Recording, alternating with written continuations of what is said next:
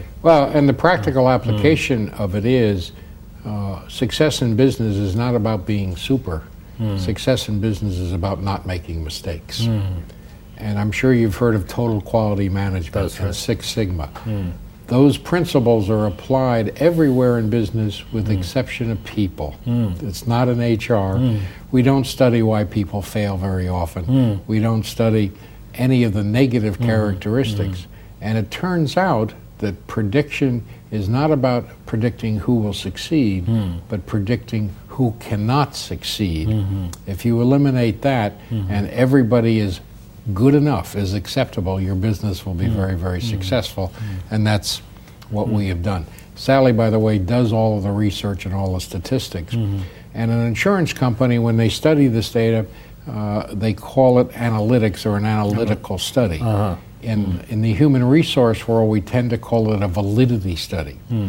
But over the years, we've done over 400 of those validity studies over long periods of time. So over time, we've become very precise. We've actually identified, well, Sally has identified 156 different skills. And by the way, we have other PhD psychologists and statisticians. There are some 50-some-odd people working on these kinds of things in the core organization. We've also identified what positions, or what skills, if you will, are critical in what positions. And here's an interesting statistic that everybody should be aware of. Overall, the major reason anybody fails in any position is not that they were incompetent, but that they were in the wrong job. So we would use an analogy. As you get to higher levels of performance, you must become more specialized. That's right. You're not just a doctor. There's a big difference between what a surgeon does and what a pediatrician does. And I do not want the pediatrician doing my heart surgery. Of course not.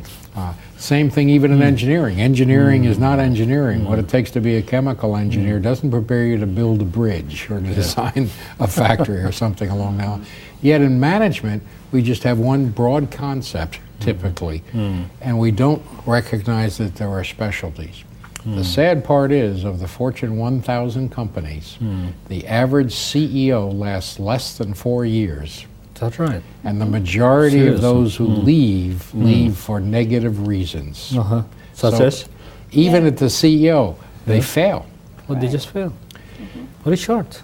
When you look at the stock market going up and down, the other interesting thing, and this may not surprise you, but the only statistic up until the research we started doing a few years ago that predicted who would get promoted in a corporate setting was height. Taller people were more likely to get promoted than shorter people were.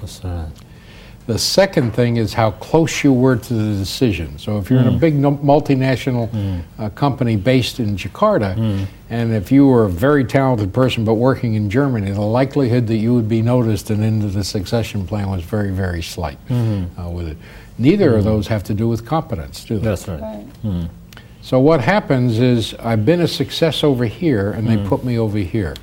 There's an old expression in the world of work, you promote your best engineer, become a manager, doesn't work as a manager. You promote your best salesperson, doesn't succeed as a manager. Because the skills to succeed are so different than to manage. It's not really a promotion, although we call it that. It's really a change of job, and you're moving someone from a job they're very good in to one that they do not have the skills and competence. It would be the same thing as taking a goalie in a professional soccer team and say, now you got to be the forward. The likelihood that that individual would succeed would be very, very slight. Or athletics. Two big sports in this country are both badminton and soccer. Being a good athlete doesn't mean you can play both. And the best badminton players probably would never make a professional soccer team, and the best soccer players would never be a professional badminton player. Same thing with the tennis player and a golf player. Right. Yeah, exactly. absolutely. Exactly. But when you bring that into the business world, we tend to look at somebody's past performance to decide what their future is going to be like. And it's really a very good prediction if the job is very similar that we want to put them in. But if we want them to take on a completely different set of responsibility and we're using the past as the judge, they may or may not have the skills that are required for this new position. If they don't, we have now lost a very good performer and put them in a role that they're likely to fail at.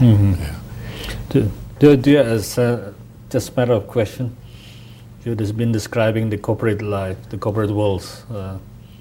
Has there been research on the political, the congressmen, the senators? How successful are they?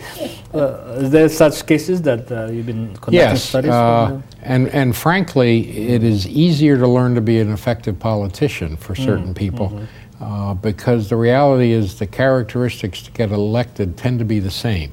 Okay. And they have to do with what we might today call the charismatic elements to get people to believe. And one of the issues is success as a politician very seldom has to do with how good you are. It's how popular you are. Yes. Thank you, Robert. We have a short break for commercial break and should be coming back in a few minutes. Certainly.